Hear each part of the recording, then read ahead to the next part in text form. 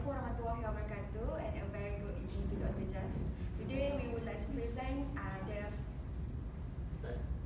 the facts assignment, which is, my name is Nurul Anis binti Abdullah. My name is Nazira binti Ibrahim. My name is Abdullah Abdul Rahman. I'm James T. Chowsing. My name is Muhammad Iman. So we will proceed to the presentation. So I will start with the introduction. So what is FAT? FAT is flexible AC transmission system, which is a group of resources used to overcome certain limitations in the static and dynamic transmission capacity of electrical network. It's also to enhance control ability and power transfer ability. So there are two different types of FATs, which is series compensation and shunt compensation. So the difference between series compensation and shunt compensation is series compensation mainly used for long transmission line voltage compensation, while shunt compensation improving voltage profile of load. Then series compensation to provide the reactive power compensation in long transmission line, the capacity will be more, so shunt compensation is more or less a power factor correction. Okay, this exchange. So for shunt, so this is for series and that's for shunt, because I am a little bit confused. So for series compensation, for injecting the voltage that has been dropped across the long transmission line. So series capacitor are sometimes installed in the series in distribution substation, receiving substation for improvement of power factor, while shunt capacitor are switched on during high inductivity load. They are switched off during low load. Shunt capacitor are also included in static bar source. Now I will pass to my friend, which is Abdul Hafiz. Okay. Hi. I will explain about the FAT operation. Basically, in power system, they have generation, transmission, and distribution. So they have a power system controllability. First of all, we want to control the to improve the performance. We must control the voltage, angle, and the impedance. So to control this, they have a AC network controller. AC network controller divided by two, which is FAT controller and the conventional controller. So we are focusing on FAT controller. FAT controller, they have three types: thyristor valve, VSC, and hybrid controller. So the first table is show that the conventional equipment for enhancing power system controller. And then what is the difference about FATs? FATs is, which development of FAT is controller can one or more parameter can be controlled simultaneously. So you can see, for example, static synchronized series compensator SSSC. So they can control impedance control, voltage control, and angle control. But for this one, they can only control one parameter only. Okay, this is first operate. Okay, this is first generation. First generation, this means that this is the first generation, second generation, and third generation. Okay, first generation is use a thyristor valve with device like SCR. Some of these devices can exchange active reactive power but are not able to generate reactive power, and some can generate or absorb reactive power but cannot exchange reactive power. So they have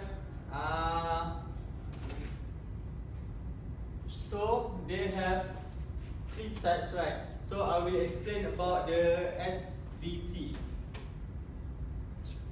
The SVC is mean static VAR compensator, which is provide reactive power quickly to HV transmission line and SVC device was designed for impedance matching so that power system come closer to unity power factor. If the reactive load of power system is leading, the SVC will consume VAR, mainly use transistor control reactor. If the load is lagging, the capacitor bank are switched in automatically and offering greater control to system voltage. Okay, this is the figures. So this is the fixed capacitor, this is our bus, and this is our inductor. So this is our second generation. This is our second generation, which can exchange active and reactive power, as well as capable of generating this automatically. Next. So there are many types. I will explain about the static synchronous series capacitor, which is to regulate the active power flow. SSSC is capable of injecting voltage in with sending or receiving line and voltage.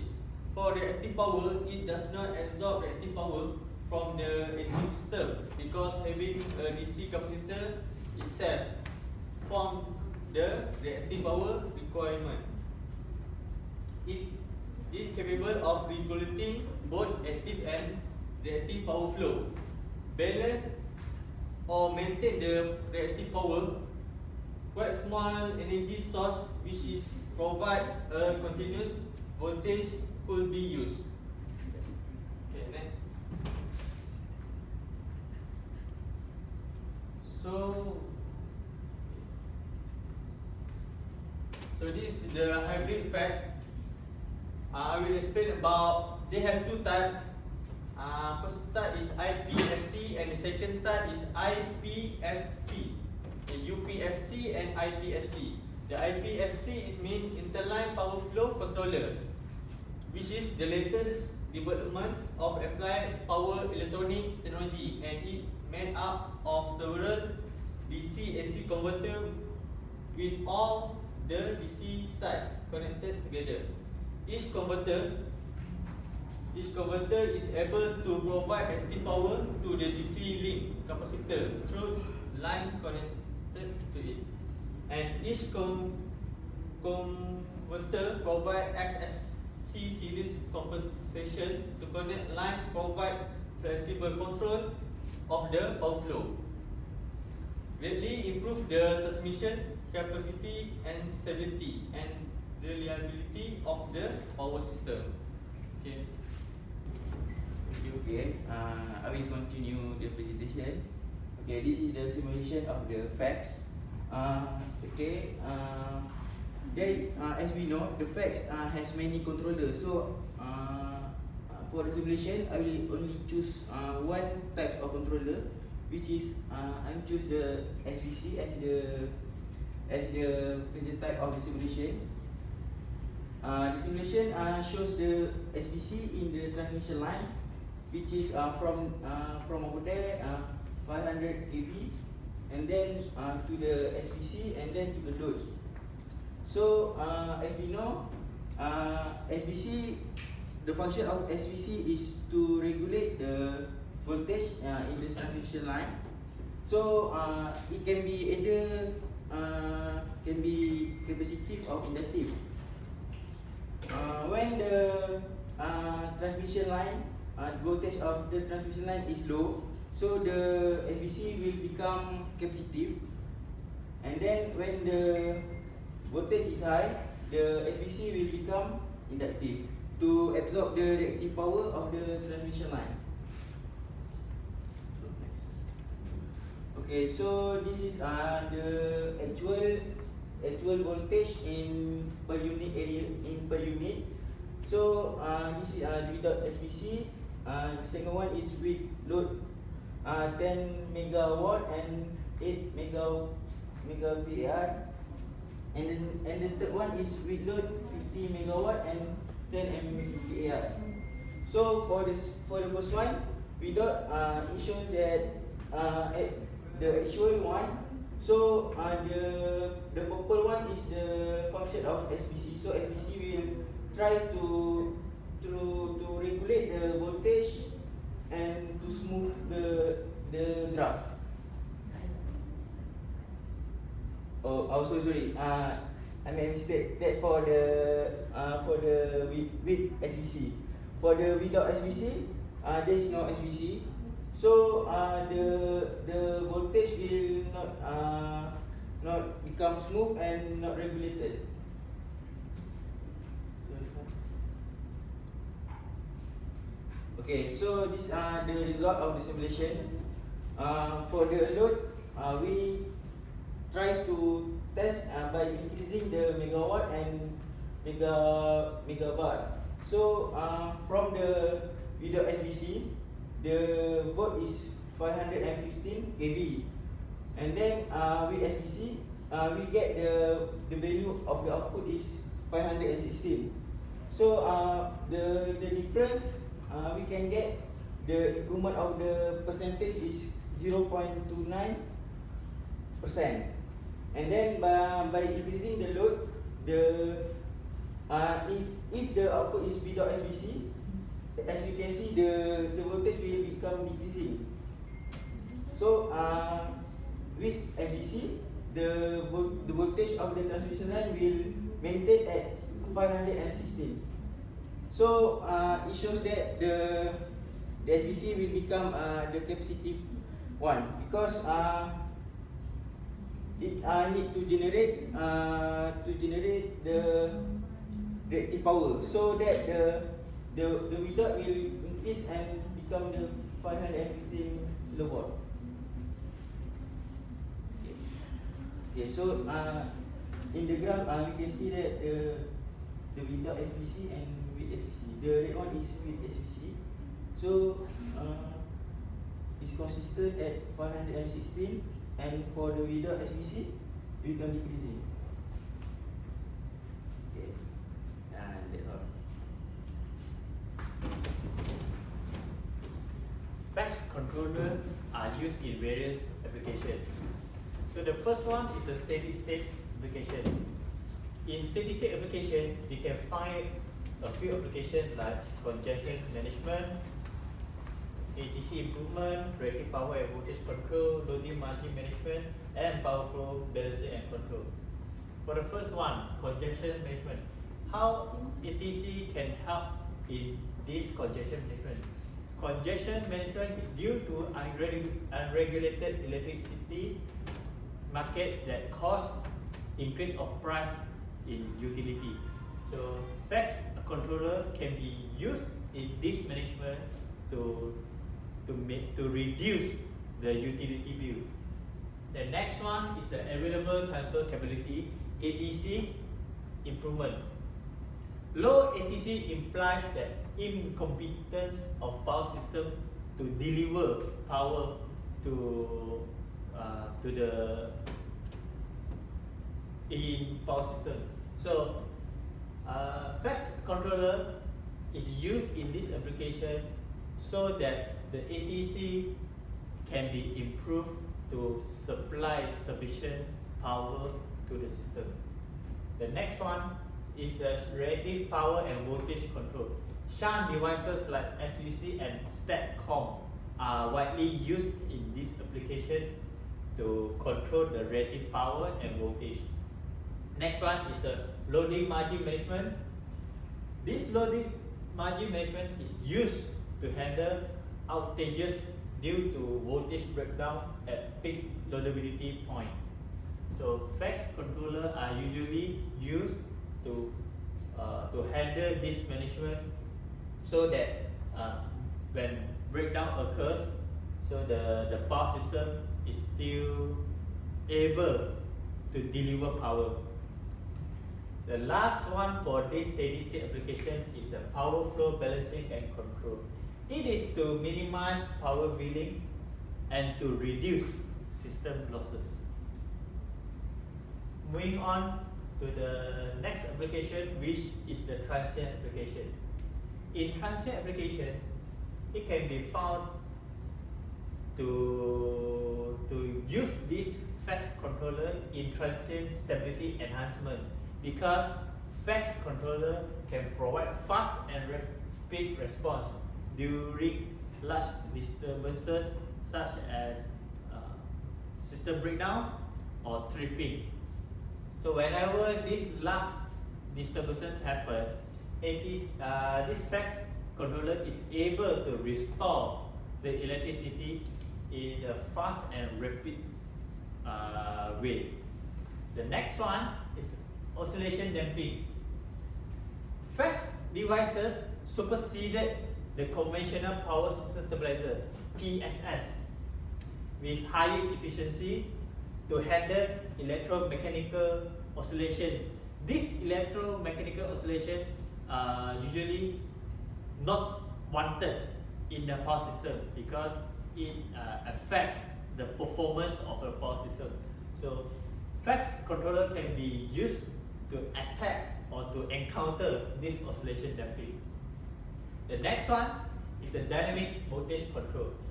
It is to prevent voltage breakdown, and this is why FACS controllers are employed in most of the power system. The next one is subsynchronous resonance, SSR elimination. This is related to series compensation under certain disastrous conditions, and this phenomena can be corrected by using FACS controller. The last application of FACS controller is the application in deregulated environment. Deregulated environment is uncontrolled management of the utility. So to use FACS in this environment, the neighboring effects like billing transaction can be prevented, so to reduce the utility bill. The above are those applications that FACS controller are widely used. Okay, next I will explain about the advantages of a FACS. For the first one, FACS can create more utilization of existing transmission. This is because nowadays power demand is increasing day by day, so they need to control the load flow. So to create the new transmission system is very costly, and by using a FACS device, it will meet the increased load on the same transmission lines.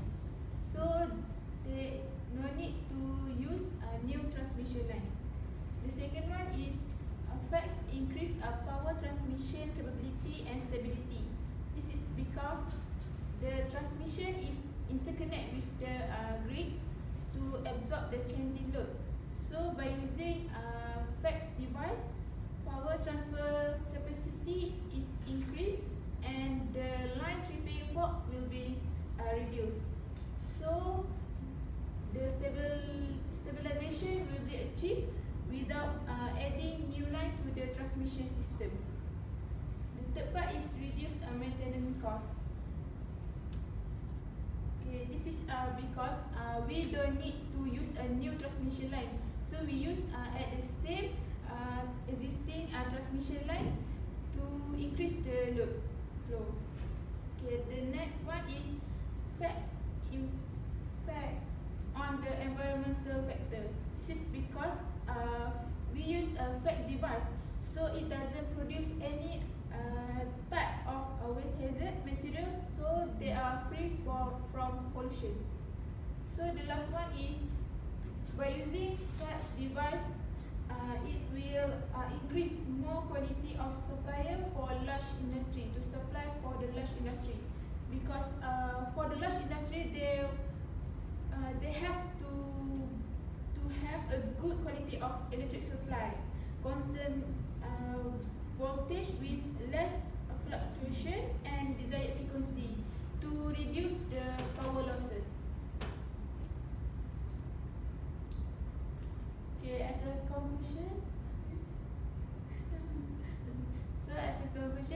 this fax application, or by using this fax device, will be stabilize the transmission system to improve the performance of the transmission system itself. So that's all from us. Thank you.